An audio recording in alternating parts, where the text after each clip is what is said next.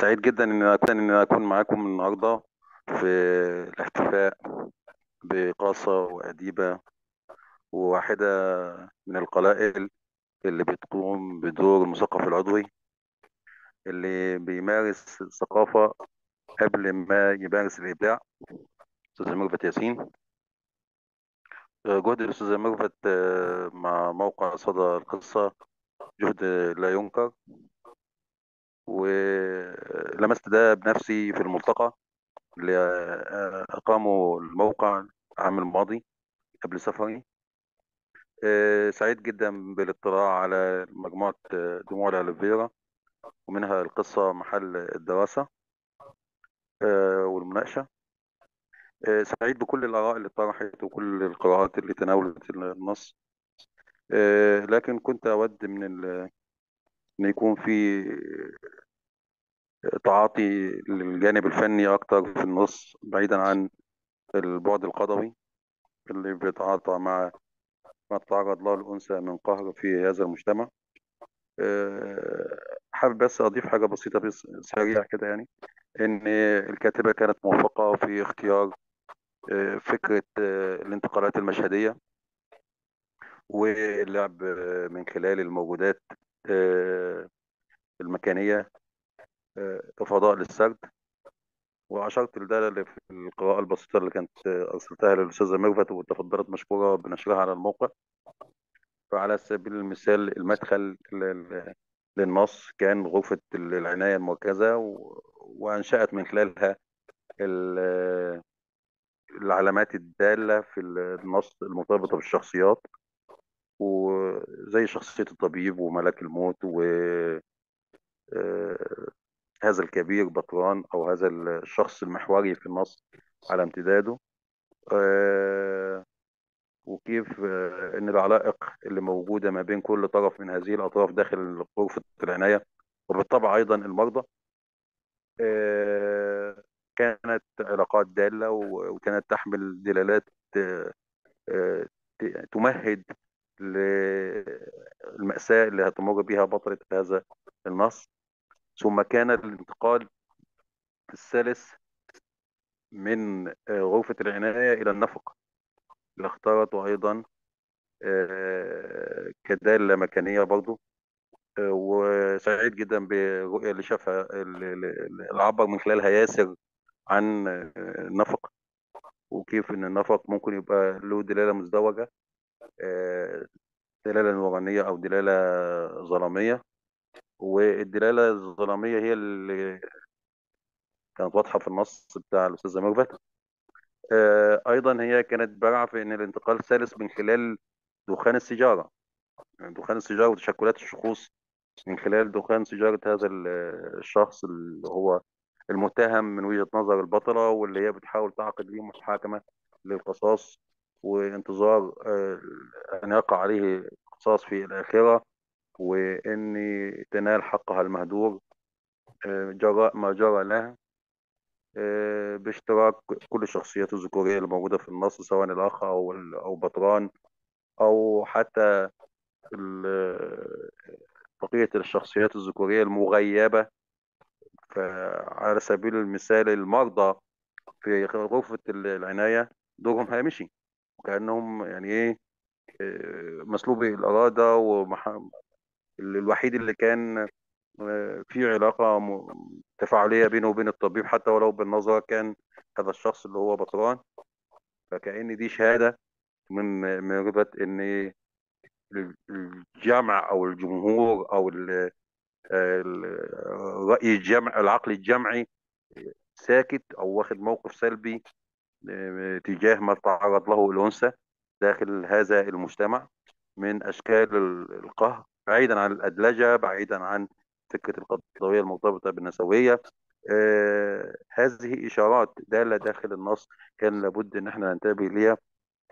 ونضعها في الحسبان واحنا بنحاول نتعاطى مع البعد القضوي داخل النص. يبقى إذا التكنيك المشهدية، التكنيك، فكرة الانتقالات المكانية داخل النص كانت ذات دلالات وذات إيحاءات يمكن تأويلها بما يخدم البعد القضوي. أيضا الجزء اللي انا بس حاسس ان هي كانت في حاجه اكتر للجوء اليه، هو فكره ان هي تلتفت من الروايه بتكنيك الراوي العليم في البدء النص الى الى الروايه بضمير متكلم على لسان البطله، لان كان ده هيتيح ليها مساحه اكبر من استبطان الحاله النفسيه اللي تعرضت لها البطله على امتداد اللحظات الفارقه داخل النص، ومنها لحظه الخطاب، ومنها فكره تآمر الأخ مع هذا الشخص طمعا فيما كان يطمع فيه من أموال هذا الكبير. كل هذه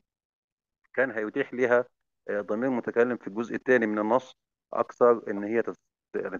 تستبطن الحالة، إن الحالات الشعورية المتعاقبة اللي بتمر بها هذه البطلة جراء صدمات اللي بتواجهها جراء انكشاف حقائق هذه الشخصيات المزيفة أمام هذه البطلة المغدورة، في حين أن هذه الشخصيات ما زالت على زيفها بالنسبة للآخرين أو بالنسبة لبقية المجتمع، بدليل أن هذا الكبير الذي غدر هذه الفتاة الصغيرة لم تتم محاكمته ولم ينل الجزاء في دنياه، مما دفع هذه البطلة أو هذه الفتاة المغدورة أن تنتظر أن ينال عقابه في الآخرة. كنت أتمنى من الكاتبة أن هي كانت تميل إلى بلاغة الالتفات، اللي هو التحول من الضمير إلى ضمير، ضمير الغيبة إلى ضمير المتحدث، إن ده هيبقى أوقع في بالنسبة للنص. الجزء الآخر اللي كنت أعيبه في النص فكرة أحادية الرؤية القضوية، فكرة إن كل الذكور داخل النص متهمين مشار إليهم بأصابع الاتهام، وأنا أعتقد أن الحياة ليست بهذا السوء، يعني أو حتى ولو كان المجتمع يحمل الوصف الذكوري وإن في ملامح القهر تمارس ضد الأنثى، لكن هذا لا يجب أن يوسم به كافة المجتمع، يعني أو كافة الشخوص الذكورية الموجودة داخل النص، فلم تترك ولو بصيص من النور في أن يكون هناك صاحب عقل رشيد أو صاحب حس إنساني يستطيع أن يرفع عن هذه الأنثى معاناتها وقهرها الذي تعاني منه. هذا التوجه لم يرق لي في داخل النص يعني. لكن في النهاية الجانب الفني داخل النص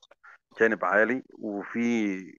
عايز اقول هندسة للنص او في وعي وهي بتكتب النص، وسعيد جدا بالتحليل من حيث البنية للمفردات اللي قامت بيه الأستاذة سحر، وإن اختلفت معها في رؤيتها المتعلقة ببطران، لكن رؤيتها فيما يتعلق بالمفردات، ازاي ان الأستاذة ميرفت أدارت كتابتها للمفردات والتعبيرات المتعلقة بوصف الشخوص ووصف الأماكن ووصف الأحداث بطريقة بارعة. ده ينم عن وعي قصصي، وينم عن حس إن هي إزاي تدير دافة الحدث، وإزاي إن هي اللفظة أو المفردة لا يمكن الاستغناء عنها. أنا أعتقد إن ده هو المعنى الحقيقي للتكثيف، حين تصبح عاجزا امام نص ان يعني تنتزع منه كلمه او جمله او تركيب من التركيبات، فهذا يعني ان هذا النص ليس فيه اي شيء من الترهل، ليس فيه يسمى الترهل سواء على مستوى البنية او على مستوى الحدث، وده شيء موفق يحسب للكاتبه. آم، ولو وضعنا نص حينما ياتي الموعد ضمن سلسلة القصص الموجودة داخل دموع الألافيورا، نجد تناسقا وانتظاما مع البعد القضوي اللي بيحكم كل نصوص المجموعة، وهو فكرة الانتصار للأنثى المهدرة حقوقها، واللي بتحاول الكاتبة أن تنتصر لها وتقتص لها ممن يعرضوها لهذا القهر أو لهذا السلب في تلك الحقوق. حتى لا أطيل، شاكر لكم، تحياتي لكم جميعا، كل عام وأنتم بخير.